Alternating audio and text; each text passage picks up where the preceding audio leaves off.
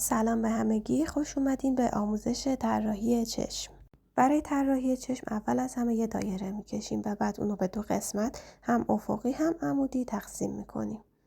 اگه براتون سخت چشمی انجام بدین از خطکش استفاده کنید که خطاتون صاف باشه. حالا شروع میکنیم قسمت اشکدان چشم رو زیر این خط و بیرون دایره میکشیم و یه دایره کوچیک‌تر برای عنبیه چشم وسط دایرمون میکشیم. و خط پایینی چشم رو میکشیم و برای خط بالای چشمم من دقیقا از بالای دایره خط رو رد نمی کنم. اگه دقت کنید یه خورده پایین تر خط رو میکشم که حجم پلک مشخص بشه و خط پشت پلک رو هم که بذارم این قسمت برای جای موجه ها هستش که کارتون رو 3 بعدی تر میکنه و پلک پایینم میکشم که قشنگ حجم کار در بیاد. حالا موجه ها رو دقیقاً روی همون پلک بالا و جایی که براش مشخص کردم میکشم. اگه آموزش موجه رو ندیدین توی کانال براتون گذاشتم، اول اون آموزش رو ببینید و بعد چشم رو شروع کنید.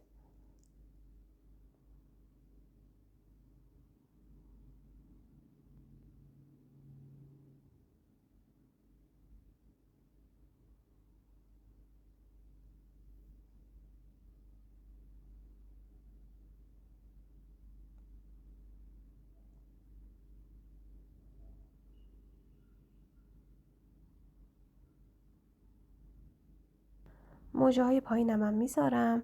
من دارم از روی مدل عکس نگاه میکنم و این مدل رو برای شما توی کانال میذارم که بذارید کنار نقاشیتون و دقیقاً هر چیزی که میبینید رو به همون شکل بکشید و موجه ها هم دقیقاً همون شکلی که خود مدلمون هست دارم میذارم.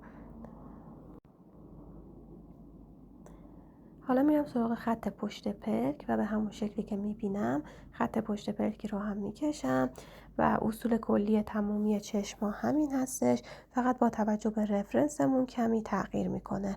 الان من میخوام مدلم رو توی برنامه شطرنجی بذارم، همون برنامه‌ای که بهتون یاد دادم و دقیق تر جاهاشو مشخص کنم ببینم که چشمم رو درست کشیدم یا نه. و هر جایش که حالا نیاز به تغییر داشته باشه با توجه به مدلم اون تغییرات رو ایجاد میکنم.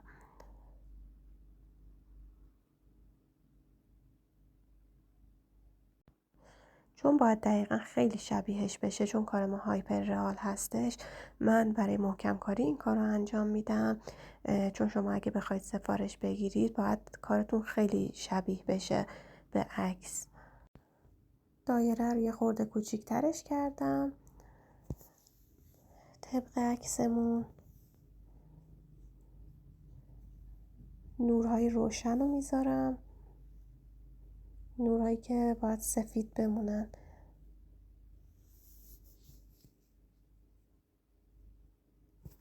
خطای توی چشم رو پاک میکنیم با پاکن خمیری و یه سری خطایی که کم رنگ شدن رو دوباره پر رنگ میکنیم.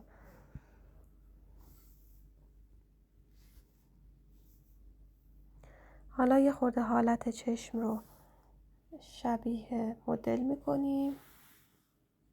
من مدام دارم این نقاشی رو با مدلم مقایسه میکنم که دقیقاً هر خطی که میبینم و همونجا بذارم، چون اگه همین خط ساده یه ذره اونورتر بشه کلاً کارتون متفاوت میشه و خیلی شبیه عکستون نمیشه.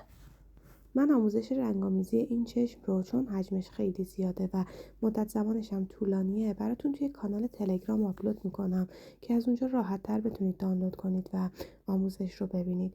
کسایی که به نقاشی مداد رنگی علاقه دارن، من تو کانال تلگرامم آموزش های مداد رنگی رو میذارم.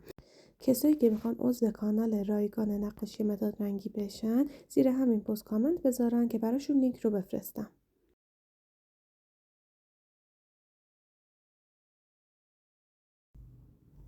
حالا ابروها رو شروع میکنم طبق مدلم، هر خطی هر جا که هست همونو میذارم و به حالت ابروها هم دقت میکنم. اولش به سمت بالاه، وسط ابرو خطا صافن و انتهای ابرو هم یکم به هم ریخته است.